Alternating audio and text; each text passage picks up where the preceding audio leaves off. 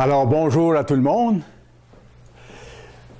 Au temps où nous sommes rendus dans l'année, alors qu'on approche le début du cycle annuel des fêtes de Dieu, le sermon approprié de vous donner aujourd'hui s'appelle « S'examiner avant la Pâque ». À l'approche de ce temps spécial, on doit s'examiner pour voir si nous sommes encore dignes de ce don extraordinaire que Dieu veut nous donner, qui vient de sa promesse, soit la vie éternelle. Parce que les êtres humains n'ont pas la vie éternelle. C'est un don qui doit nous être donné par Dieu, comme la Bible nous explique. Bien sûr, pour prendre la Pâque, on n'est pas digne personne. Mais on doit, comme M. Apartian nous expliquait souvent, nous en montrer digne par notre façon de rechercher Dieu et de chercher à faire sa volonté. Alors aujourd'hui, on va voir comment vérifier si nous respectons ce qu'il faut dans le contrat avec Dieu. Parce que quand on passe par les eaux du baptême, on signe littéralement un contrat par le sang du Christ, comme de quoi on veut lui appartenir. Et c'est définitif, il n'y a pas de retour. La Bible nous le montre clairement. C'est l'engagement le plus solennel et le plus sacré de toute notre vie. Parce que ça implique la vie éternelle. Ce n'est pas pour une courte période de temps, c'est pour l'éternité. Alors, est-ce que nous respectons le contrat comme il faut? Est-ce que nous remplissons toujours, alors qu'on avance dans le temps, les conditions qu'on a acceptées lorsqu'on a reçu le baptême? Et ceux d'entre nous ici ou dans les autres églises qui ne sont pas encore baptisés sont en train de se préparer à cette étape-là. Et c'est très bien. Et s'ils ne sont pas encore baptisés pour la Pâque qui vient ou les pains sans levain, ils se préparent de la même façon, en s'examinant aussi, en regardant ce qu'ils doivent changer, ce dont ils doivent se repentir pour être plongés ensuite dans les eaux du baptême au bon moment et prendre la course chrétienne comme les autres qui ont déjà été baptisés l'ont prise. Vous savez, lorsqu'on est baptisé et qu'on reçoit le Saint-Esprit de Dieu, parce que le Saint-Esprit de Dieu, nous le recevons en nous seulement après avoir été baptisés, lorsqu'un ministre de Dieu nous impose les mains. Encore là, comme c'est marqué dans les pages de la Bible. Et à ce moment-là, quand on reçoit l'Esprit de Dieu, c'est comme une assurance vie. Je ne sais pas si vous êtes déjà arrêté à penser à ça. Le véritable chrétien souscrit en fait à ce moment-là à une forme d'assurance vie. Mais plutôt que de recevoir des bénéfices monétaires, il reçoit la promesse de la vie éternelle. Il y a toute une dimension extraordinaire à ça. La garantie absolue d'une vie éternelle accompagne cette assurance vie à laquelle Dieu nous fait souscrire. C'est une assurance vie éternelle. Voyez-le comme ça. C'est intéressant à le voir parce que à partir de l'expérience qu'on a de l'assurance vie, on peut l'appliquer dans certaines dimensions à cette assurance vie d'ordre spirituel. Vous savez, la vaste majorité de l'humanité, pour l'instant, ne connaît pas le vrai Dieu. Elle aura sa chance. Dieu n'est pas injuste. Quand Christ va être revenu, Dieu va appeler tout le monde à ce moment-là. Pour l'instant, il n'appelle qu'un tout petit troupeau. Et pour l'instant, le reste du monde, la majorité des gens, s'imaginent des fois pouvoir récolter les bénéfices de la vie éternelle, mais sans remplir les conditions. Sans remplir les conditions, alors qu'il y a des conditions. Dieu a posé clairement des conditions. Alors, regardez Romains chapitre 6. Romains chapitre 6, et c'est très très clair. Romains chapitre 6, et on va lire le verset 23. Parce que nous, en tant que chrétiens, qui avons signé le contrat d'appartenir à Dieu, d'être lavés de nos fautes par le sang du Sauveur de l'humanité, en tant que chrétien, il faut continuer à remplir les conditions. Si on cesse de remplir les conditions, on se sépare de ce contrat-là, si vous voulez.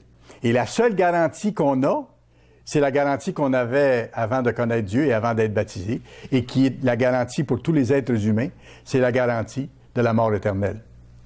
Regardez le verset 23. « Car le salaire du péché, et la Bible dit ailleurs que tout le monde a péché, et c'est vrai, c'est la mort éternelle, pas la mort physique, mais la mort éternelle. Mais le don gratuit de Dieu, c'est la vie éternelle en Jésus-Christ, notre Seigneur. Voyez-vous, Dieu doit nous accorder ce don-là, que nous n'avons pas au point de départ en tant qu'être humain. Aucun des êtres humains n'a eu ce don à la naissance. Il a ce don lorsque la personne se repent, qu'elle reçoit le Saint-Esprit de Dieu, en petite quantité pour commencer, et qu'ensuite, lorsqu'elle sera transformée en être spirituel, qu'elle aura 100% Esprit Saint au retour de Christ, à ce moment-là, elle aura la vie éternelle. C'est une garantie de protection que nous avons. On a notre rôle à jouer. Je pose une question toute simple. J'aimerais ça qu'on voit les étapes rapidement. Ça peut aider plusieurs personnes d'entre nous. Comment est-ce qu'on peut bénéficier de la protection que Dieu nous offre, d'être protégé de la mort éternelle? Comment est-ce qu'on peut être protégé de la mort éternelle? La première condition, c'est qu'il faut que le gouverneur de l'univers, Dieu, le Tout-Puissant, nous appelle. On ne peut pas décider de soi-même de lui appartenir. Il faut que lui nous mette dans des circonstances où on commence à comprendre des choses et il faut qu'il ouvre notre esprit à la compréhension pour qu'il y ait un intérêt et qu'on cherche. Mais c'est lui qui nous appelle. Comme on voit dans Jean 6, verset 44. Je ne m'y reporte pas, mais le Christ dit « Nul ne peut venir à moi », c'est le Christ qui parle, « si le Père ne l'appelle ». Alors, il faut que Dieu prenne la décision de l'attirer au Christ. Sinon, personne ne peut connaître le vrai Dieu. Il peut penser connaître le vrai Dieu. Il peut pratiquer toutes sortes de religions en pensant honorer le vrai Dieu, mais il ne connaît pas le vrai Dieu et il n'honore pas le vrai Dieu. Il n'observe pas non plus ses fêtes, il n'observe pas son sabbat, et ainsi de suite. Tant que Dieu n'a pas ouvert la petite fenêtre de compréhension, on pourrait dire. Deuxièmement, c'est que la personne qui est appelée, qui est attirée par Dieu au Christ, Dieu lui révèle un certain nombre de choses. Là, la personne a le choix. Ou elle croit ce que le Christ dit dans sa parole, ou elle n'y croit pas. Là, il y a une croisée de chemin qui se fait. On doit croire à ce que le Christ enseigne. On doit croire à son message. C'est pour ça qu'il faut étudier la Bible, pour voir c'est quoi le message. Et le message, c'est le fait que bientôt, il y aura un gouvernement mondial qu'on appelle le royaume de Dieu. C'est un gouvernement qui sera établi sur la terre et le Christ va en être le chef. Et il sera aidé par ses fidèles serviteurs. Alors, la deuxième étape, c'est qu'il faut que je croie au message du Christ. Et ce faisant, croyant au message du Christ, je vais voir que dans son message, le Christ a dit qu'il y avait une condition de se repentir. Quand on regarde dans Marc 1, je pense, versets 14 et 15, quand le Christ a commencé à prêcher lors du début de son ministère, il a dit « Repentez-vous et croyez à la bonne nouvelle du monde de demain, du monde qui s'en vient. » Alors, voyez-vous, le fait de se repentir, c'est rattaché au fait que Dieu nous montre le chemin à suivre pour aller vers la vie éternelle et pour aller vers son royaume, ou vers le fait de faire partie de sa famille. Donc, les conditions, c'est pour avoir la protection de Dieu, puis avoir la vie éternelle en bout de ligne, c'est que Dieu nous appelle, premièrement, que deuxièmement, on croit au message du Christ, et qu'on y croit suffisamment pour vouloir se repentir et demander à Dieu de nous aider à nous repentir, parce qu'on n'est pas capable de nous autres-mêmes. On n'est pas capable de rien faire. Je ne veux pas vous décourager, mais spirituellement parlant, on n'est pas capable de rien faire. Mais une fois qu'on a réalisé ça, ça nous aide, parce qu'on arrête de compter sur nous-mêmes, parce qu'on n'est pas capable, on n'est pas fiable. Si on peut compter sur le Tout-Puissant, là, ça change des choses, parce que j'ai l'aide de la toute-puissance de l'univers pour m'aider à réaliser les choses. Et vous savez, le repentir, c'est un synonyme d'un examen d'ordre spirituel, personnel, selon les critères divins.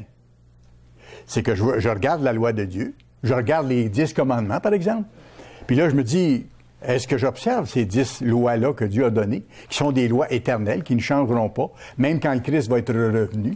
Voler, ça va être encore volé, ça va être encore défendu. Commettre l'adultère, ça va être encore défendu. Observer le sabbat, ça sera encore la règle, comme on le voit dans Ésaïe et dans d'autres passages bibliques après le retour de Christ. Donc, je regarde ça et je me dis, où est-ce que j'ai transgressé?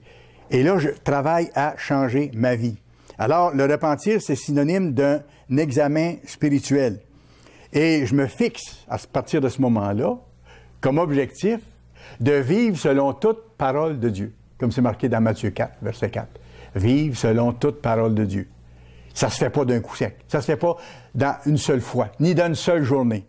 C'est le travail de toute une vie. Mais il faut que je m'y mette de tout cœur. C'est exigeant, c'est vrai. Ça implique l'abandon total de la voie que le reste de l'humanité suit encore pour l'instant. Parce que le reste de l'humanité n'est pas appelé. Quand ils seront appelés, ils vont vouloir changer. Dieu nous accorde de nous repentir et c'est sa bonté qui nous pousse au repentir. Vous pourrez voir Romains 2, verset 4. Romains 2, verset 4 nous dit que c'est la bonté de Dieu qui nous pousse à nous repentir, à regretter nos fautes. Et vous savez une chose? Moi, je demande encore régulièrement à Dieu que sa bonté me pousse à vouloir changer, à vouloir reconnaître mes fautes. Parce que je suis encore pris avec mon cœur humain qui est tortueux et mon esprit humain qui voit les choses à sa façon. Mais il faut que je change de façon de penser, de façon de voir, et il faut que je maîtrise mon cœur humain qui est tortueux, comme la Bible dit. Alors j'ai besoin de la bonté de Dieu pour qu'il me montre encore des choses, que Dieu m'accorde le repentir. Après ça, je me fais baptiser, mes fautes passées sont entièrement lavées par le sang du Christ, et je m'applique désormais à vivre selon ce que Dieu me demande. Pas par ma force, par le Christ qui vit en moi à ce moment-là. Parce que quand j'ai reçu, au moment du baptême, par l'imposition des mains d'un serviteur de Dieu qui enseigne le sabbat, qui enseigne les fêtes, qui enseigne exactement la parole de Dieu et qui s'applique à en vivre, même s'il n'est pas parfait, quand j'ai reçu le Saint-Esprit à ce moment-là, c'est que le Christ est venu, par sa puissance, habiter en moi pour me donner la force d'être capable de faire ce que je ne pouvais pas faire en tant qu'être humain. Observer les lois de Dieu, non seulement dans leur dimension de base, dans la lettre, mais aussi dans l'esprit. Et là, les véritables changements se produisent. Et ça continue tout au long de la vie. Après le baptême, on sort de cette tombe liquide lavée de nos péchés. Et quand on reçoit le Saint-Esprit de Dieu, vous savez quoi? Quand on reçoit le Saint-Esprit de Dieu, c'est que notre police d'assurance vie éternelle vient d'entrer en vigueur. Avant, on avait le Saint-Esprit de Dieu avec nous pour comprendre les choses, mais quand on reçoit le Saint-Esprit de Dieu après le baptême, à ce moment-là, la police d'assurance vie éternelle entre en force. Elle entre en vigueur. J'ai encore des choses à faire après, mais cette étape-là, majeure, elle est passée. Regardez dans Éphésiens 1, ça vaut la peine. Éphésiens chapitre 1. C'est fascinant quand on regarde les choses sous cet aspect. Éphésiens chapitre 1, on va lire le verset 13 et 14. En lui, en Jésus-Christ, en lui, vous aussi, après avoir entendu la parole de la vérité, l'évangile de votre salut, en lui vous avez cru et vous avez été scellés du Saint-Esprit qui vous avait été promis, lequel est un gage de notre héritage pour la rédemption de ceux que Dieu s'est acquis pour célébrer sa gloire. Je reprends ces deux versets-là parce que ça résume exactement ce que je viens de vous expliquer. En lui, dans Jésus-Christ, vous aussi, après avoir été appelés de Dieu, après avoir entendu la vérité, l'évangile de votre salut, parce que la bonne nouvelle du gouvernement de Dieu qui sera établi sur la terre, c'était en même temps la bonne nouvelle de la famille de Dieu qui va s'agrandir au moment du retour de Christ, quand les frères et les sœurs du Christ qui lui appartiennent, le petit troupeau fidèle actuellement, sera transformé en être spirituel. Alors c'est l'évangile de notre salut aussi. Voyez-vous? Alors l'évangile de votre salut, en lui, en Jésus-Christ, vous avez cru. Oui, on a cru non seulement à ce qu'il a dit, on a cru à ce qu'il a fait, on a cru à l'importance de son sacrifice pour être purifié de nos fautes, et on a cru au fait qu'il vit en nous et que c'est par sa force seulement qu'on peut vaincre et développer le caractère de Dieu. En lui, vous avez cru et vous avez été scellés du Saint-Esprit qui a été promis. OK? Lequel est un gage ou un dépôt, si vous voulez, de notre héritage. C'est un début d'héritage de la vie éternelle, parce que c'est un petit morceau de la vie éternelle, un peu de l'Esprit Saint de Dieu, pour la rédemption de ceux que Dieu s'est acquis pour célébrer sa gloire. C'est formidable. Et il faut garder cette police d'assurance vie éternelle en vigueur tout au long de notre vie après. Jusqu'au retour du Christ, jusqu'à temps qu'on ait fini d'accomplir cette œuvre. Il faut garder la police en vigueur. Et s'il y en a parmi nous, après avoir été baptisés, après avoir travaillé à servir Dieu, à lui obéir, à développer son caractère, s'il y en a parmi nous qui meurent, qu'est-ce qui arrive? Ces gens-là demeurent simplement inconscients dans la tombe, comme la Bible dit. Il n'y a ni pensée, ni œuvre, ni travail dans le séjour des morts, où tous les êtres humains vont, sont inconscients là, et ils attendent le moment de la résurrection, le moment du retour du Christ, alors qu'ils seront changés en êtres spirituels pour faire partie de la famille régnante de Dieu, la famille royale qui va administrer le gouvernement de Dieu sur la face de la terre. C'est formidable. Alors, nos frères et nos sœurs qui se sont endormis, on dit en Jésus-Christ, c'est-à-dire lui appartenant, sont en attente de ce moment glorieux parce qu'ils ont fait ces étapes-là. Dieu a jugé que le temps était venu pour eux de s'endormir et ils sont en attente pour ce moment formidable. Il faut garder la police en vigueur. Romains 8. Romains 8.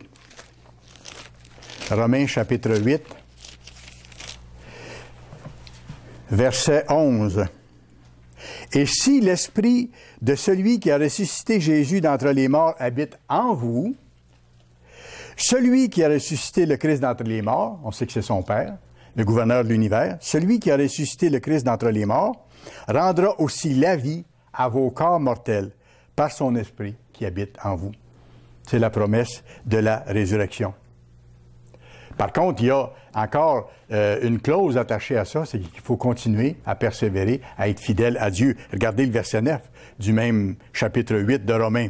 « Pour vous, vous ne vivez pas selon la chair. » Ce qu'on faisait avant, on ne s'occupait pas des lois de Dieu avant. On vivait et on faisait ce qui nous plaisait, ou ce qu'on nous enseignait de faire, qu'on pensait être juste, mais qui finalement n'était pas juste quand on a réalisé que c'était pas ça. Par exemple, on nous avait enseigné d'observer le dimanche, et quand on a vu dans la Bible que c'était pas le dimanche que Dieu avait décrété, que ça n'avait jamais été changé par Dieu, à ce moment-là, on a changé et on a commencé à vivre selon Dieu. Alors pour vous, vous ne vivez pas selon la chair comme vous viviez avant, mais selon l'Esprit, si du moins l'Esprit de Dieu habite en vous. Il faut que l'Esprit de Dieu habite en moi pour ça. Si quelqu'un n'a pas l'Esprit de Christ, il ne lui appartient pas. Beaucoup de gens à travers le monde, honnêtement, se disent chrétiens et font même beaucoup de bonnes œuvres. Et malheureusement, sans le savoir, n'appartiennent pas au Christ, ne sont pas des chrétiens selon ce que la Bible dit ici. Parce que pour être chrétien, il faut avoir l'Esprit du Christ en nous. Et pour avoir l'Esprit du Christ en nous, il faut avoir, on l'a vu tantôt, été appelé, avoir accepté le message de Jésus-Christ, avoir voulu le comprendre, s'être repenti, avoir demandé le baptême, avoir été purifié, avoir reçu l'imposition des mains par un ministre de Dieu et avoir reçu le Saint-Esprit. Et là, on est enfant de Dieu, engendré par l'Esprit de Dieu. Et là, on appartient à Dieu, on appartient au Christ. Et on marche dans ses voies. Le Christ a dit qu'il fallait l'imiter. Même Paul a dit, « Soyez mes imitateurs comme moi, je suis l'imitateur du Christ. » On veut faire comme le Christ faisait. Observer les mêmes jours qu'il observait, réagir de la même façon qu'il réagissait. On l'apprend, on ne l'a pas tout de suite, mais c'est notre modèle et c'est lui qu'on doit imiter. Si quelqu'un n'a pas l'Esprit de Christ, il ne lui appartient pas. Et si Christ est en vous, le corps, il est vrai mort à cause du péché, mais l'Esprit est vie à cause de la justice. Question. La police d'assurance divine fait-elle effet quoi qu'il arrive? Autrement dit, est-ce qu'elle s'applique quoi qu'il arrive? Ou je pose la question autrement. Peut-on se détourner de la voie divine et être sauvé malgré tout? Beaucoup de gens pensent ceci. Sauver un jour, sauver toujours. C'est pas biblique. C'est absolument pas biblique. Le baptême et la réception du Saint-Esprit, après s'être repenti, c'est seulement le début du processus de toute une vie, qui nous amène graduellement vers le fait d'être transformés en êtres spirituels au retour de Christ. C'est le début du processus de la conversion. Conversion veut dire changement. On ne devient pas parfait immédiatement, ni d'un seul coup après le baptême. C'est ça. Et encore là, il faut l'expliquer aux gens au moment du baptême, parce que parfois les gens s'imaginent que tout devient facile et rose après. Mais non, c'est là que le vrai combat commence, je dirais. Parce que l'adversaire s'en prend à ceux qui appartiennent à Dieu. Et on doit, à ce moment-là, respecter notre engagement. On ne devient pas parfait immédiatement après le baptême. Au moment du baptême, après avoir été lavé de nos fautes, quand il y a imposition des mains, on reçoit le Saint-Esprit. Mais comme j'ai mentionné il y a quelques minutes, c'est qu'on ne reçoit qu'une faible portion du Saint-Esprit. On ne devient pas esprit. On a un peu du Saint-Esprit en nous. Allez dans 2 Corinthiens 1. 2 Corinthiens, chapitre 1. 2 Corinthiens, chapitre 1. Et on va lire versets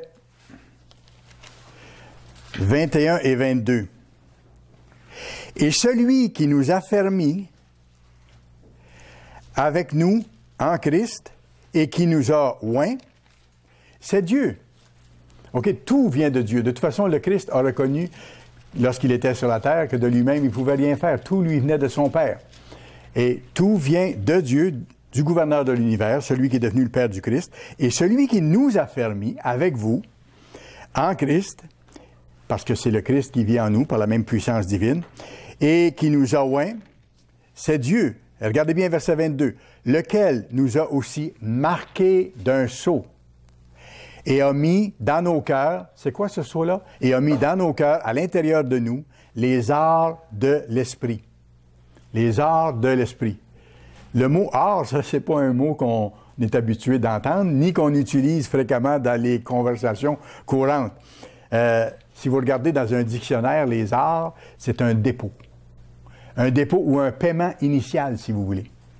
C'est une somme d'argent partielle qu'on remet à quelqu'un lors d'un contrat pour manifester l'exécution du contrat. Comme de quoi on est sérieux et qu'on procède vraiment à l'acquisition d'une maison ou d'une voiture, par exemple. On donne un paiement de base, si vous voulez. Le contrat est signé et c'est un paiement de base qui est donné. Le reste doit suivre plus tard. Alors Dieu, quand il donne les arts de l'esprit à celui qui est appelé et qui se voit imposer les mains après le baptême, c'est que Dieu lui donne une petite quantité de son esprit.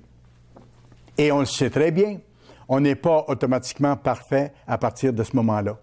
Il est toujours possible de chuter, et on chute malheureusement après. Et on chute malheureusement après, et c'est là que commence le vrai combat chrétien de toute une vie pour se libérer de toutes nos faiblesses.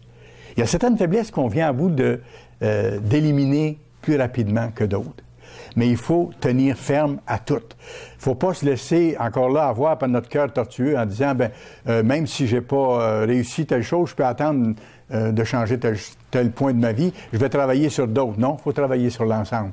Il ne faut pas se jouer de tour de ce côté-là. Il ne faut pas se remettre sous l'amende de la mort, si vous voulez. Et le processus va durer durant toute notre vie pour vaincre notre nature humaine charnelle. Et c'est seulement grâce à l'Esprit de Dieu qu'on peut arriver à le vaincre. Et vous savez, à mesure que nous remportons des victoires sur notre nature humaine charnelle, ça c'est encourageant. Quand on gagne sur tel point, qu'on a réussi à éliminer telle faiblesse, ou qu'on se contrôle davantage, comme par exemple contrôler nos réactions émotives ou notre langage, à mesure qu'on a des victoires comme ça, Dieu nous donne davantage de son Saint-Esprit. C'est expliqué dans la Bible. C'est pour ça qu'il faut travailler avec l'Esprit de Dieu chaque jour. Puis, en faisant ça, à mesure qu'on a des petites victoires, Dieu nous donne plus de force pour avoir des plus grandes victoires. Dieu procède de façon graduelle. Alors, il faut voir comment il travaille, ça nous encourage, parce que notre croissance spirituelle, c'est un phénomène graduel, tout au long de la vie. Parce qu'on doit croire dans la grâce, croire dans la connaissance, comme disait l'apôtre Paul. Dieu veut qu'on développe le caractère du Christ, pour qu'on se qualifie pour le royaume.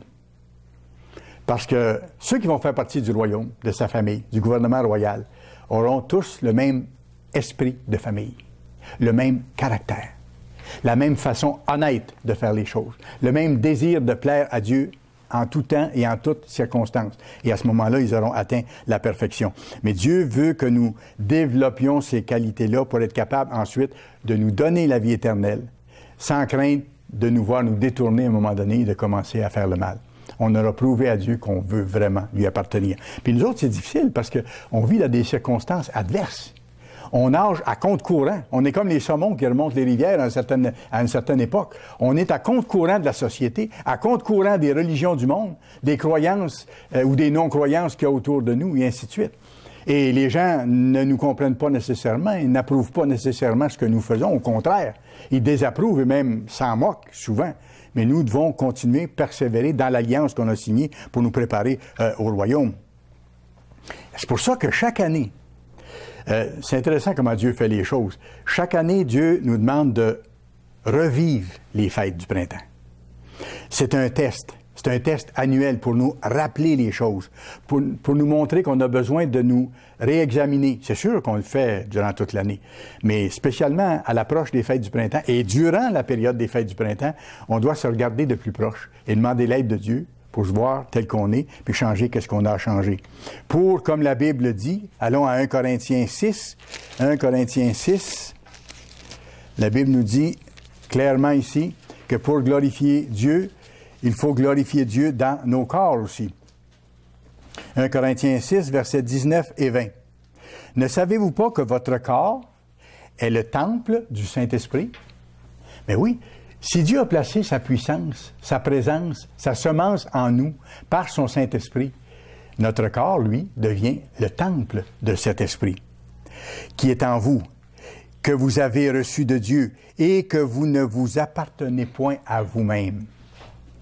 Ça, c'est quelque chose d'important aussi, parce que quand on a signé le contrat d'appartenir à Dieu, c'est qu'on lui a dit, Dieu, maintenant, moi, j'étais dû pour la mort éternelle. Le Christ a donné sa vie à ma place pour payer l'amende de tous mes péchés. Donc, il m'a racheté, tu m'as acheté par ça, je t'appartiens, donc fais ce que tu veux de ma vie. C'est ça qu'on doit lui dire. C'est ça que M. Armstrong disait à Dieu régulièrement. Fais de ma vie ce que tu veux parce que j'ai été racheté et je t'appartiens. Et c'est important qu'on le réalise, ça.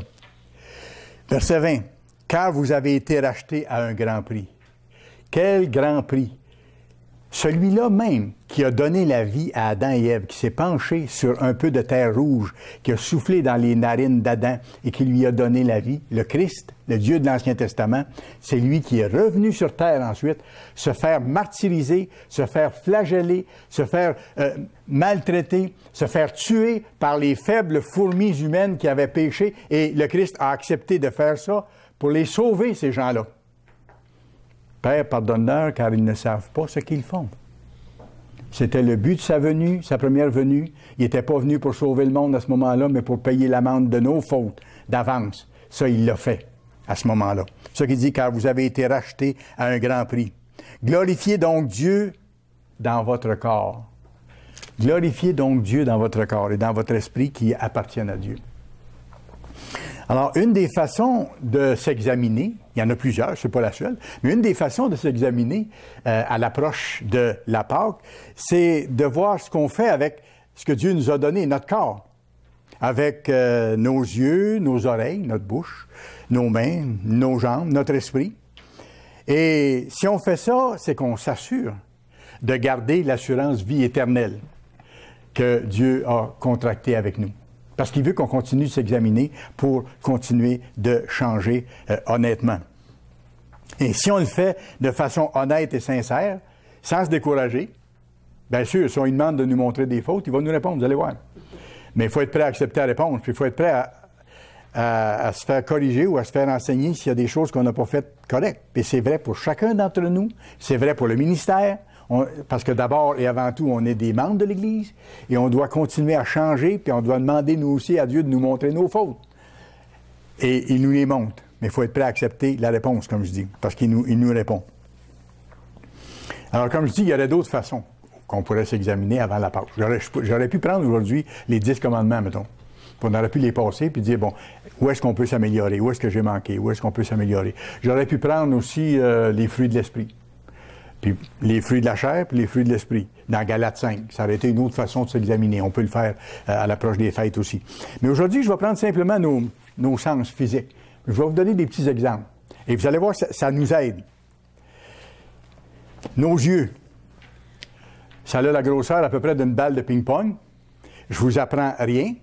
Mais laissez-moi vous dire que nos yeux sont plus perfectionnés que la plus perfectionnée des caméras que les êtres humains ont pu créer, ont pu bâtir. C'est nos yeux seulement, là. Alors, ça, c'est précieux. C'est des outils que Dieu nous donne pour apprendre des choses. Et c'est fascinant parce qu'il y a des recherches qui ont montré qu'il y a à peu près 80% de la connaissance que nous acquérons qui viennent par nos yeux. Ça vient par d'autres sens aussi, mais à peu près 80% de la connaissance qu'on acquiert qui viennent par les yeux. Alors donc, ça joue un rôle important. C'est pour ça qu'il faut savoir comment s'en servir. Puis c'est bon à l'approche de la Pâque de regarder comment est-ce que je me sers de mes yeux. Des yeux que Dieu m'a donnés et qu'il m'a gardés dans ses bénédictions. On peut jeter les yeux sur beaucoup de choses. Il y a beaucoup de choses autour, dans la vie, dans la maison, sur la rue, partout, qu'on peut regarder. C'est pas étonnant que Dieu considère, puis on le voit dans la Bible, nos yeux comme un thermomètre spirituel. À quoi je m'occupe à regarder? Qu'est-ce que je regarde? Qu'est-ce qui me plaît de regarder? Qu'est-ce que je choisis, je devais dire ça de même, qu'est-ce que je choisis de regarder et de ne pas regarder? Juste ça, c'est un test spirituel important. Allez dans 1 Jean 2. 1 Jean chapitre 2.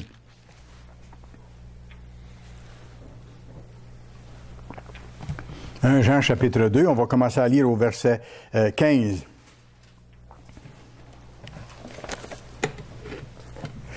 Parce que par les yeux, on va le voir ici dans ce que l'apôtre Jean dit, la convoitise vient. Ça commence par là. On commence par voir quelque chose avant de désirer la chose qu'on a vue. Regardez ce que Jean dit ici, verset 15. « N'aimez point le monde, c'est-à-dire la société dans ses façons de faire, dans ses façons de vivre qui sont contraires à Dieu. N'aimez point le monde, ni les choses qui sont dans le monde. » Encore là, lorsqu'il parle des choses qui sont dans le monde, il parle des choses contraires à Dieu. Sinon, il faudrait que j'haïsse les animaux, parce que c'est dans le monde. Il faudrait que j'haïsse les voitures. Il faudrait que j'haïsse les ustensiles à manger, parce que c'est dans... Mais non, c'est les choses mauvaises, contraires aux lois de Dieu. Il dit, n'aimez pas le monde, la société et ses façons de faire, ni les choses mauvaises qui sont dans le monde. Si quelqu'un aime le monde, l'amour du Père n'est pas en lui. C'est un ou c'est l'autre. Ou j'aime les choses de Dieu, ou j'aime les choses du monde. L'amour du Père n'est pas en lui. Car tout ce qui est dans le monde, là il résume, tout ce qui est dans le monde, la convoitise de la chair, la convoitise des yeux et l'orgueil de la vie ne vient point du Père, mais vient du monde. OK? Et si vous remarquez, la deuxième chose que Jean mentionne, c'est la convoitise des yeux. Alors, la convoitise, elle commence par les yeux. C'est pour ça qu'il faut faire attention à ce qu'on regarde et être sélectif dans ce qu'on regarde. Quand on vient à l'Église, avant d'arriver à l'Église, je veux dire, on ne fait pas ces sélections-là. Hein? Mais quand on vient à l'Église, on se rend compte qu'il y a des choses qu'on ne doit pas regarder. Et si on les regarde, avec le temps, on se rend compte que ça suscite des désirs et ça suscite des actions après, parce que ça va avec. Il y a beaucoup de choses attrayantes dans le monde qui peuvent être bonnes, si je peux me les permettre, bien sûr, si c'est des choses qui sont selon la loi de Dieu. Mais de façon générale, il y a beaucoup de choses attrayantes qui ne sont pas bonnes. Et alors là, il faut que je sois sélectif. Est-ce que, par exemple, les images de pornographie, est-ce que c'est quelque chose que je peux regarder? Il y a des gens qui ont l'impression que ça ne les dérange pas. J'ai entendu dire ça dernièrement à quelqu'un, que ça ne le dérangeait pas, qu'on ne devait pas tenir compte de ça.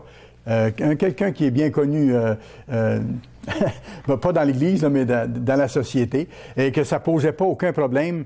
C'est un qui est dans le gouvernement du Canada, qui a perdu son travail suite à ça, justement.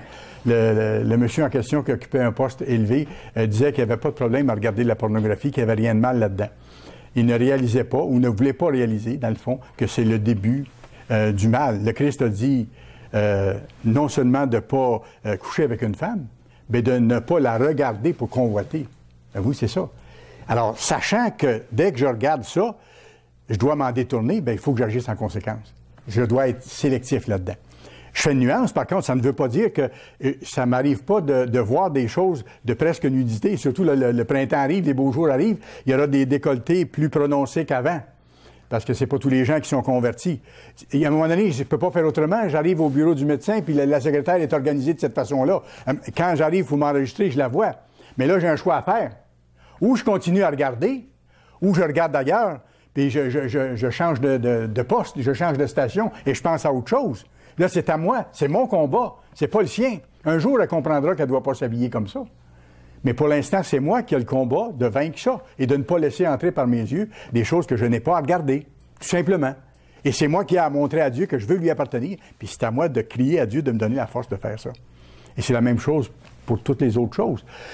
Il y a des choses qui sont, je dirais, plus subtiles. Il y a des annonces qui sont faites dans la publicité qui vous disent d'acheter n'importe quoi à n'importe quel prix, même si vous n'avez pas les moyens. Si je regarde ces choses-là, puis que j'ai pas le moyen, puis que je commence à les regarder, puis à les désirer, puis à vouloir trouver le moyen de l'avoir, même si j'ai pas le moyen, je suis en train de convoiter. Parce que je désire quelque chose, même si la chose est bonne, que je n'ai pas le moyen de me permettre. Là, c'est de la convoitise, parce que je dois pas faire ça. Je dois pas faire ça. Ça s'applique à plusieurs choses et la publicité est très subtile et sophistiquée dans ce sens-là. Vous le méritez bien, même si vous n'avez pas d'argent, venez nous voir. Même si vos cartes de crédit sont pleines et que vous êtes endetté jusqu'au cou, venez nous voir. On va tout prendre ça, nous autres, on va vous donner une autre carte de crédit par-dessus. Vous allez pouvoir continuer à vous endetter. Ça va être la solution à vos problèmes. Alors ça, c'est la façon dont la société fonctionne, la convoitise des yeux. Est-ce que je me permets de voir de la violence dans les films ou même dans des jeux vidéo? À un moment donné, on se rend compte que dès qu'il y a de la violence, est-ce que c'est ma place ou pas? Certaines personnes vont dire, oui, à tel film, c'est bon. Ah, il y a un petit peu de sexe, mais pas beaucoup. Il y a un petit peu de violence, il y a quelques meurtres, mais pas beaucoup. L'ensemble du film, c'est agréable. C'est un verre de bonne boisson avec de l'arsenic dedans. C'est exactement ça. C'est la même vieille recette de l'adversaire. Un mélange de bien et de mal.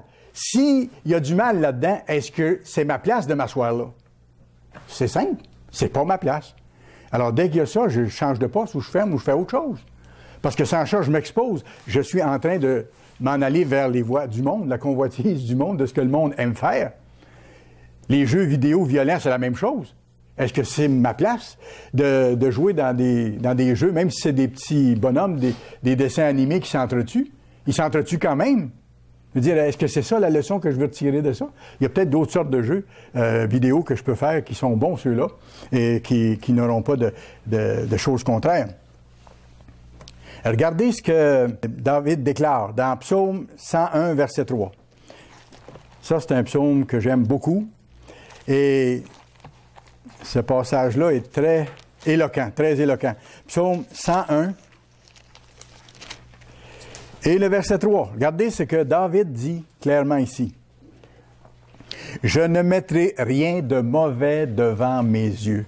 Je ne mettrai rien de mauvais devant mes yeux. » C'est clair, hein? Rien de mauvais. Rien qui est violent. Rien qui est de perversion sexuelle. Rien qui est contraire à la loi de Dieu.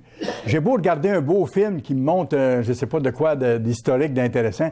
S'il y a une partie de vol là-dedans ou d'adultère ou de mensonge, est-ce que je dois regarder ça? C'est que je bois en même temps les mensonges que les quelques beautés qu'il peut y avoir dans le film. C'est encore le mélange que je vous disais. David avait compris le principe. Il dit, je ne mettrai rien de mauvais devant mes yeux. Je hais la conduite des pécheurs. Elle ne s'attachera point à moi. Et c'est drôle comment il dit ça ici. Parce que quand les gens se mettent à regarder des choses comme ça, ils deviennent addicts. Ils deviennent dépendants de ça. Et regardez ce que David dit ici. Il dit, je ne mettrai rien de mauvais devant mes yeux. Je hais la conduite des pécheurs. Elle ne s'attachera pas à moi. Ça veut dire qu'on s'attache à ces choses-là. Plus on les regarde, plus on veut les regarder, et plus ça devient notre vie. C'est ça. Ça s'attache à nous. C'est comme l'odeur de cigarette. Ça s'attache à nous. Et c'est difficile à déloger. Il dit, je ne mettrai rien devant mes yeux. En revanche, vous irez voir le psaume 25, verset 15, il dit je tourne constamment les yeux vers l'Éternel. Je tourne constamment les yeux vers l'Éternel. C'est vers lui que je regarde, vers les belles choses qu'il a créées, vers les belles choses qu'on peut voir, apprécier, goûter, vers les belles choses que je peux apprendre dans sa parole. C'est là que je dois mettre mes yeux. On doit discipliner nos yeux. Il y a des usages innombrables qui sont bons pour les yeux. Je vous en donne quelques-uns. Je vous ai donné des points négatifs, j'aurais pu vous en donner encore toute une série, là, mais je vous donne quelques points positifs que vous faites peut-être déjà. Puis si vous le faites déjà, soyez encouragés par ça. Parce que vous pratiquez la voie de la justice de Dieu si vous faites ça. Continuez de la développer. Quand vous regardez quelqu'un qui est dans la souffrance, vous utilisez vos yeux, est-ce que vous avez de la compassion? Ça, c'est un bon usage des yeux. Regarder la souffrance des autres et se laisser ressentir la compassion en demandant à Dieu que ton règne vienne. J'ai parlé à quelqu'un hier qui a vu des gens de d'autres pays qui souffraient beaucoup. Et la personne me disait, ça m'a poussé à dire à Dieu davantage que ton règne vienne. Mais c'est ça. On a vu, on a compassion et on demande à Dieu d'intervenir pour que la souffrance cesse. C'est la parabole du bon Samaritain. Qu'est-ce qu'il a fait au début? Il a vu la personne qui était blessée sur le bord du chemin. Il a commencé par la voir. À partir de là, il a laissé ses yeux posés dessus. Et vous remarquez, quand vous ne voulez pas voir quelque chose, vous détournez, vous regardez ailleurs. Hein? Quand la personne veut vous demander quelque chose, puis vous regardez ailleurs, bon, c'est ça. Vous ne gardez pas vos yeux sur ça. Alors que si vous laissez vos yeux sur la personne qui souffre, c'est parce que vous compatissez avec elle et vous voulez faire de quoi? Ou physiquement ou spirituellement pour prier Dieu que son règne vienne. Regardez quelqu'un avec considération. Regardez quelqu'un avec considération. Des fois, le simple fait, c'est bizarre, hein, mais dans un centre d'achat, une personne âgée qui a de la misère à se déplacer et qui est toute seule, qui a l'air un petit peu perdu. Et des fois, vous allez passer à côté de la personne, vous allez lui faire un petit bonjour avec un sourire. Parfois, son visage s'illumine. Qu'est-ce que vous avez fait? Vous avez utilisé vos yeux pour voir le besoin de cette personne dans la solitude. Vous avez dit un petit bonjour, même si vous ne la connaissez pas. Et souvent, ces personnes-là, qui sont plus âgées, étaient habituées à ces choses-là du temps passé où les gens se saluaient plus fréquemment. Et ces personnes-là les apprécient. C'est un moment de chaleur dans leur vie. Alors, à utiliser vos yeux de cette façon-là, en laissant vos yeux dessus, en disant un petit bonjour ou en faisant un petit sourire, vous avez aidé cette personne-là. C'est ça, utiliser nos yeux de bonne façon. M. Meredith nous dit qu'il faut étudier chaque jour, sans nourrir. Hein? Quand j'étudie ma Bible chaque jour, j'utilise mes yeux d'abord. Et quand vous faites ça, c'est que vous utilisez vos yeux de bonne façon. Vous utilisez vos yeux comme faisant partie du temple du Saint-Esprit et vous l'utilisez pour la gloire de Dieu comme on a vu tantôt. Regardez les belles choses de la nature, appréciez ces choses-là puis en remercier Dieu. Se tourner vers Dieu, bien sûr, pour demander sa miséricorde, demander son aide. Mais je me hâte un petit peu pour aller plus loin dans ce que je vais vous montrer aujourd'hui. Si on arrive à nos oreilles rapidement, je vais peut-être vous surprendre, et c'est vrai que c'est surprenant. En faisant une petite recherche, j'ai découvert quelque chose de fascinant concernant nos oreilles. Dieu est puissant, hein? Puis il a fait les choses de façon tellement extraordinaire. Vous savez que dans nos oreilles, il y a suffisamment de circuits électriques pour munir une ville de grandeur moyenne de tous les câbles téléphoniques nécessaires. Ça vous donne-tu une idée de la puissance de Dieu? Dans vos oreilles, dans les oreilles d'une personne, c'est assez en mini, de tous les circuits que Dieu a mis là pour rendre l'audition possible. Ce serait assez long en termes de distance pour fournir l'ensemble téléphonique pour une ville de moyenne importance. Et quand vous regardez un ordinateur, c'est beau un ordinateur, hein, on s'émerveille devant ça. Mais à côté de ce que l'oreille peut faire, qui est qui est physique, mais qui transmet des choses qui ne sont pas physiques et qui les rend perceptibles au cerveau pour en faire les nuances et ainsi de suite, quand vous regardez un ordinateur qui est une merveille de la technologie humaine, à côté de l'oreille, c'est comme regarder un mixeur à ciment. C'est comme regarder un mélangeur à ciment, tellement c'est élémentaire, un ordinateur, à côté de ce que Dieu a fait, juste en ce qui concerne l'oreille. Bon, je m'arrête là-dessus, parce que je pourrais aller plus loin, mais parce que ça décrit la puissance de Dieu, puis ce que Dieu fait, c'est vraiment fantastique. Mais vous savez que il y en a un qui le sait, le prince de la puissance de l'air, Satan qui diffuse des paroles, qui diffuse des émissions, qui diffuse de la musique, qui diffuse tout ce que vous voulez. Et il y en a tout le tour. Et plus ça va dans notre société, moins on a d'endroits pour avoir du silence, si vous remarquez. On n'est pas capable d'avoir du silence. C'est très rare. On est toujours bombardé par toutes sortes de choses. Mais il y a le prince de la puissance de l'air qui sait quoi faire pour monopoliser l'attention des gens et pour faire entrer dans l'esprit des gens toutes sortes de choses. Il s'infiltre dans notre esprit en influençant les paroles que nous entendons. Des paroles illicites qui sont comme du venin, dans le fond. Et parfois, les gens viennent nous voir et parlent comme si c'était normal d'autres personnes. Et parfois vont détruire des réputations, vont répandre des connaissances erronées. Et qu'est-ce qu'on fait à ce moment-là? Je dois contrôler ce qui rentre dans mes oreilles aussi. Si quelqu'un vient m'accuser de quelqu'un d'autre, à propos de quelqu'un d'autre, ou rabaisser quelqu'un d'autre envers moi, qu'est-ce que je dois faire? Une première chose qu'on peut faire, c'est de changer le sujet, puis de voir souligner les bons traits de la personne en question. Et si la personne insiste trop pour rabattre l'autre personne, dire, écoutez, moi, j'aime mieux pas participer à ça, j'aime mieux pas entendre ça. Ce n'est pas de mon affaire. J'ai pas à m'asseoir avec cette personne-là et dire, avez-vous d'autres choses à me dire à ce sujet-là aussi, au sujet de la personne? Pourriez-vous la descendre un peu plus? Non. Si je l'écoute, si je continue à l'écouter, c'est ce que je fais. Sans lui dire, dans le fond. C'est que je consens à ce qu'elle me dit. Il faut que j'apprenne, en tant qu'enfant de Dieu, à tracer la ligne et à dire non. Écoutez, moi, je ne vous ai pas parlé de cette personne-là. Vous savez ce que vous savez à son sujet, que ce soit vrai ou pas vrai, mais ce n'est pas de mes oignons. Merci beaucoup. J'aimais mieux qu'on dise des choses positives d'elle ou qu'on parle de d'autres choses. Voyez-vous, en tant que chrétien, on doit tracer la ligne. On ne peut pas être victime de ces choses-là. Il faut être capable de se tenir debout.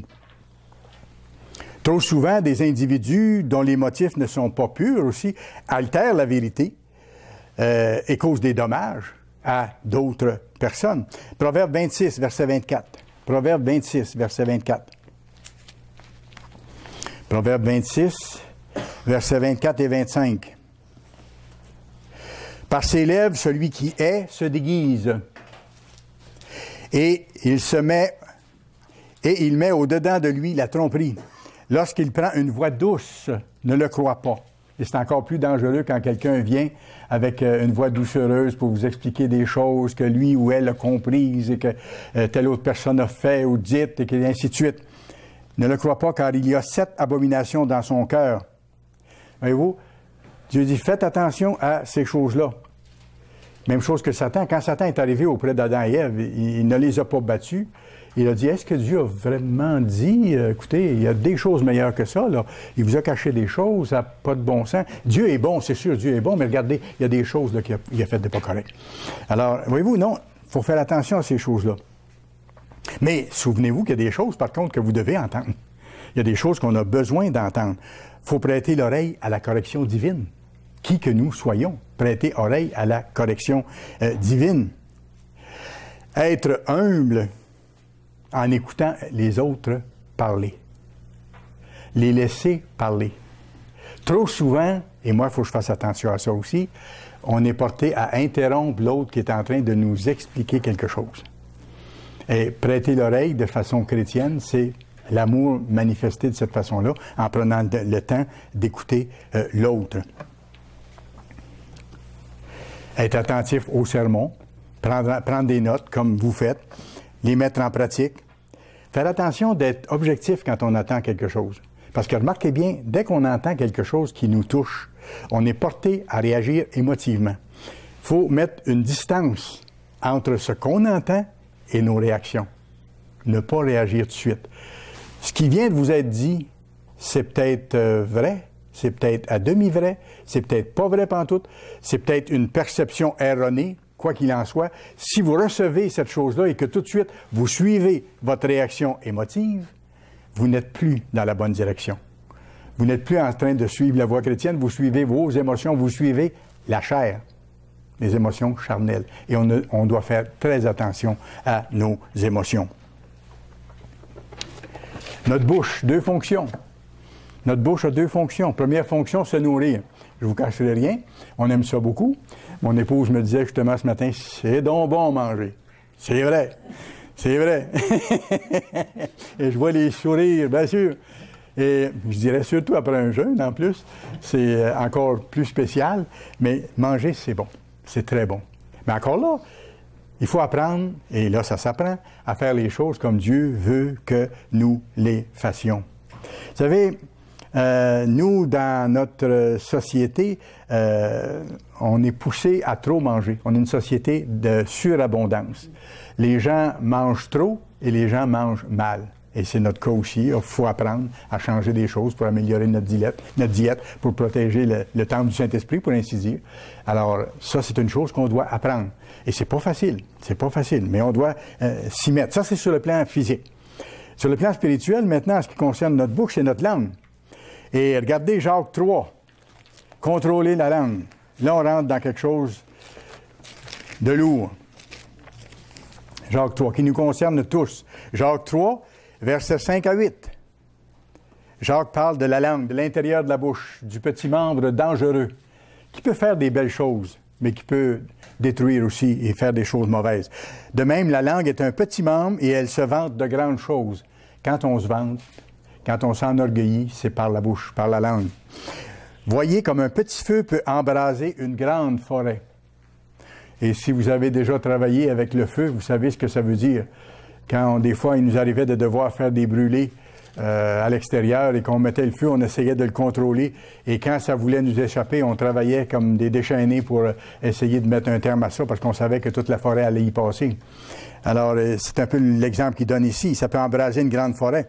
La langue aussi est un feu. C'est le monde de l'iniquité. La langue est placée parmi nos membres, souillant tout le corps et enflammant le cours de la vie, étant elle-même enflammée par la géhenne.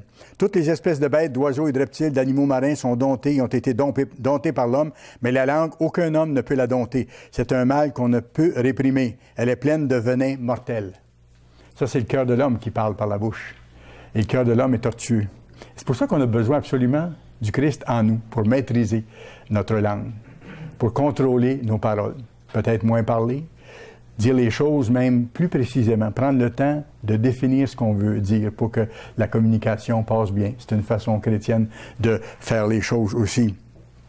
Il dit, par elle, nous bénissons le Seigneur, notre Père, et par elle, nous maudissons les hommes faits à l'image de Dieu. Ça ne peut pas être ça. Il faut que ça soit juste un. Ça ne peut pas être les deux. Est-ce qu'on répand des rumeurs? Est-ce que ça arrive que je répands des rumeurs? Même sans m'en rendre compte, il faut que j'examine ça aussi. Si j'entends quelque chose et que ce n'est pas de la personne elle-même, que c'est des choses qui ont été rapportées d'un à l'autre, est-ce que je suis porté à les rapporter à mon plus proche voisin et au deuxième? Si c'est ça, je répands des rumeurs, je ne sais même pas si c'est vrai et le tort que ça peut faire. Alors ça, c'est une discipline qu'on doit se faire graduellement. Les propos qui atteignent à la réputation des autres aussi. Il faut faire attention à ça. Est-ce qu'il nous arrive, je parle toujours de la langue, de prendre des engagements puis de ne pas les tenir? Ça, c'est le contrôle de la langue. C'est pour ça que la Bible dit, avant de prendre un engagement, prenez le temps de réfléchir si vous allez pouvoir le réaliser. C'est une chose de base. Ne pas parler mal des autorités. Même le fait de trop parler peut nuire aussi. Et règle générale, on a, moi le premier, tendance à trop parler. On peut dire la même chose dans un espace de mots plus restreint, que ça soit plus clair, tout en prenant le temps d'écouter l'autre, si l'autre a des choses à interjeter à l'intérieur de ça. Et là, la conversation devient positive et utile. M. Appartient disait, on a tous tendance à trop parler. C'est très rare les gens qui ne parlent pas assez, qu'on va reprocher à quelqu'un de ne pas assez parler. L'inverse, par contre, peut être vrai. Mais par contre, il faut exprimer des choses. La Bible dit, Proverbe 25, verset 11, vous irez voir Proverbe 25, verset 11, comme des pommes d'or sur des ciselures d'argent. Vous avez déjà vu ça, les décorations dans certaines pièces très riches, où il y a des ciselures au plafond, il y a des pommes, il y a des grappes de raisins, des choses comme ça, faites en or et en argent, au Louvre ou à certains musées du monde, il y a ces choses-là, c'est très, très beau. Alors, il compare ça à ceci, il dit, comme des pommes d'or sur des ciselures d'argent, ainsi est une parole dite à propos. Des fois, il faut parler. Des fois, il faut parler. Messieurs, dites à vos femmes que vous les aimez. Je comprends qu'ils savent, mais dites-leur, c'est encore mieux. C'est encore mieux. Parfois, il y a des problèmes qui se sont développés dans des couples, justement, parce qu'on ne parlait pas suffisamment, on n'exprimait pas les choses. Quand quelqu'un fait quelque chose de bien, le dire, Ça coûte pas cher, mais ça rapporte tellement. D'abord à la personne, parce que c'est encourageant pour la personne qui a réussi quelque chose, qui est en train de travailler à faire de quoi. On le trouve beau, mais on ne le dit pas. Mais si je lui dis, c'est beau ce que vous faites, bravo, c'est encourageant pour la personne. C'est ça. Être reconnaissant de ce que quelqu'un a fait pour nous, lui dire, merci pour la soupe, elle est bonne, j'aime le goût. Poser une question sur comment la personne le fait, et ainsi de suite. Voyez-vous, alors, avec la langue, il y a des choses qu'on doit ne pas faire, mais il y a des choses qu'on doit faire aussi avec la langue pour vivre selon l'Esprit de Dieu. Le cœur, c'est la source de nos attitudes. Le cœur, maintenant, faire attention à notre cœur, c'est la source de nos attitudes. Le cœur de l'homme est responsable des mauvaises pensées, de l'orgueil, de la convoitise. C'est là que ça se conçoit à l'intérieur de soi-même, le cœur ou l'esprit, mettons les deux mots, l'esprit humain, si vous voulez.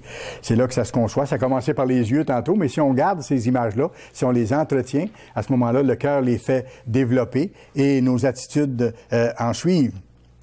C'est pour ça que le changement de cœur s'opère à partir du repentir. De regretter d'avoir fait ce qui n'est pas correct et de dire maintenant, avec l'aide de Dieu, je vais faire ce qui est conforme à sa volonté. Je vais remplacer la première chose par la deuxième.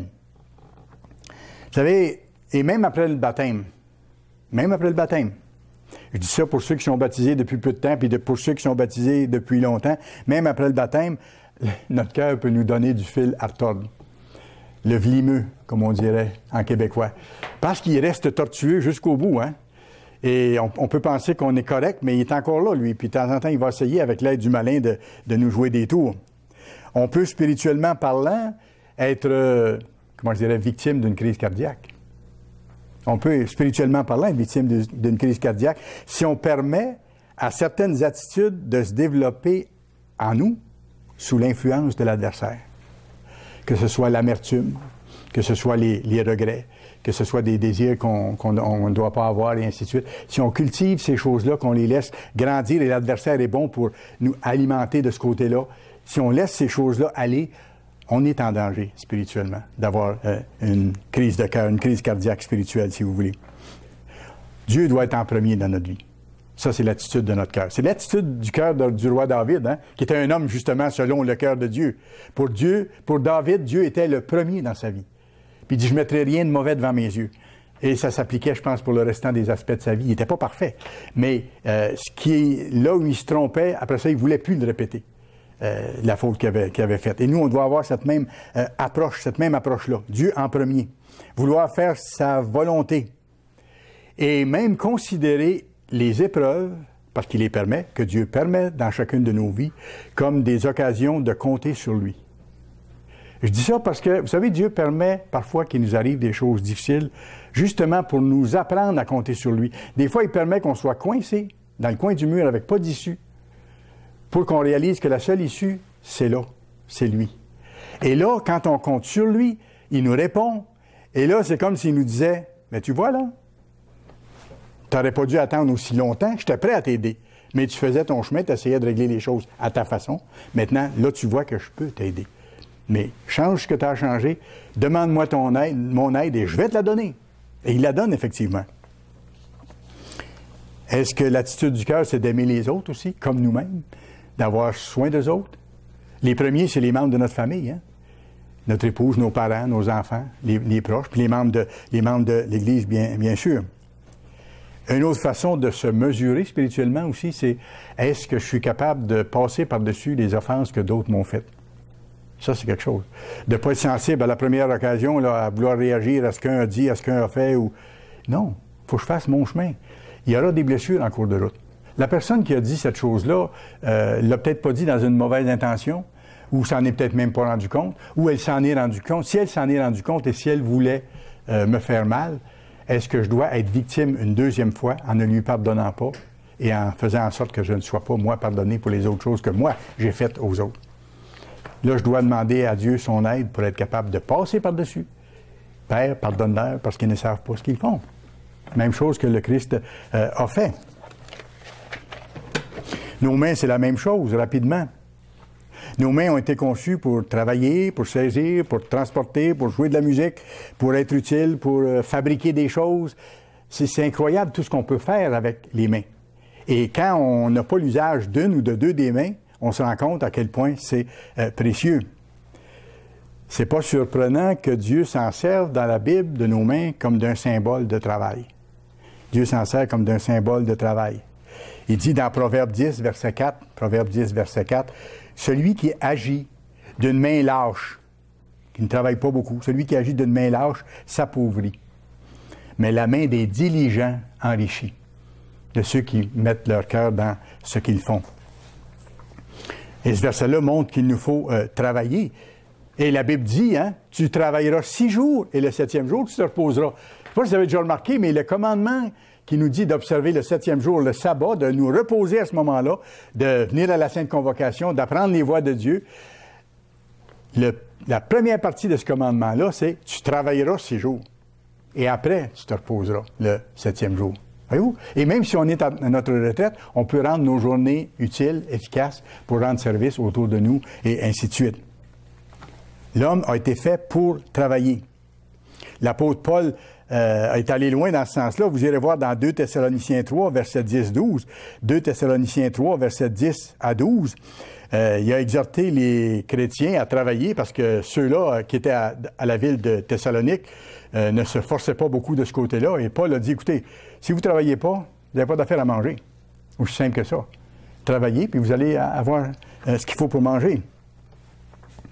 Avec les mains, vous savez, il est facile de transgresser le 8e commandement, qui dit, quoi? De ne pas voler. Bien sûr, on peut voler des objets physiques, ça c'est avec les mains. Je ne dois pas voler, je dois faire l'inverse. Avec mes mains, je dois apprendre à donner, à être généreux, à être chaleureux. OK? Oui, on voit le côté positif et le côté négatif. Mais avec mes mains, lorsqu'on parle de travail, si je travaille pour un patron, une entreprise ou quoi que ce soit, je dois donner le meilleur de moi-même, donner le meilleur travail, meilleure qualité. Pas essayer de me cacher derrière les machines ou comme j'ai vu déjà dans des entreprises, les gens s'entendent à leur quart de travail, puis il y en a une couple qui allait dormir derrière les monticules de sacs à expédier pendant que les autres faisaient le travail et le lendemain, c'était les autres et ainsi de suite. Non.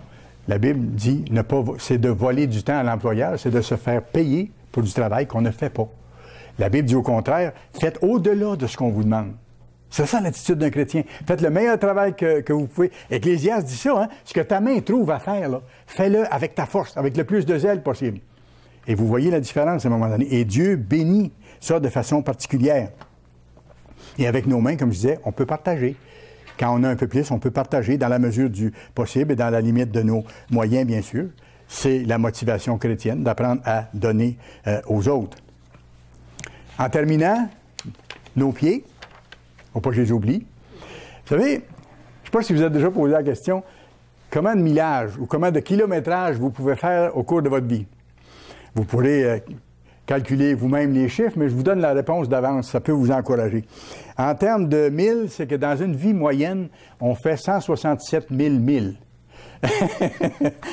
à pied, en marchant, dans une vie moyenne. Là. En termes de kilomètres, c'est 104 000 kilomètres que vous faites au cours d'une vie, en moyenne.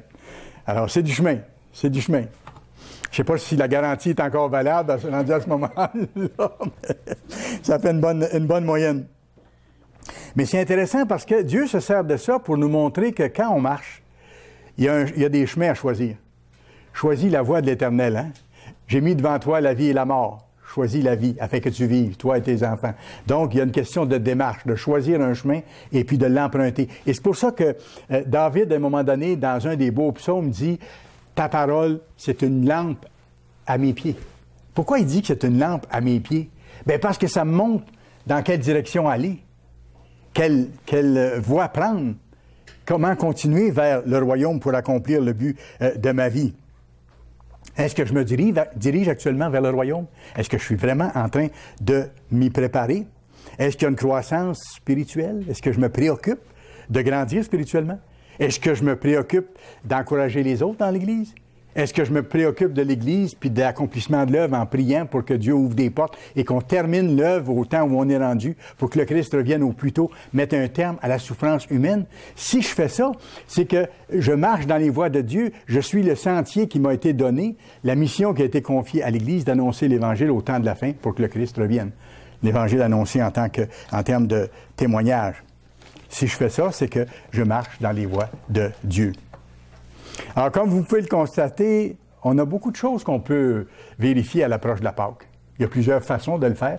Je vous en ai donné quelques-unes à partir simplement de nos sens physiques. Ça peut nous aider. Il y a d'autres moyens comme j'ai mentionné. Il faut être honnête avec nous-mêmes et demander à Dieu vraiment de nous montrer ce qu'on a changé. Si on lui demande, il va nous répondre. Mais en même temps, il faut lui demander de nous donner la force de le faire. La capacité d'accepter, de voir ce qu'on doit voir, puis la force d'être capable de le faire. De considérer vraiment quelles sont mes fautes et de prendre la résolution, comme David a fait, avec fermeté. David a dit à Dieu, je vais être ferme dans ce que j'ai décidé. Avec fermeté, avec l'aide de Dieu, d'aller jusqu'au bout. Vous savez, si vous êtes là, c'est parce que Dieu vous a appelé. Dieu vous a attiré à sa petite famille actuellement. Dieu le Père vous a choisi pour que vous soyez à son service. Pour que vous soyez à son service.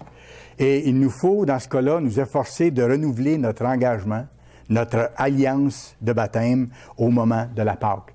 Et ceux qui ne sont pas baptisés, de s'y préparer pour le jour où ça viendra. Et ce faisant, on est en route vers la vie éternelle. On est en route vers l'accomplissement de cette promesse extraordinaire. On est en train de croître dans la perfection.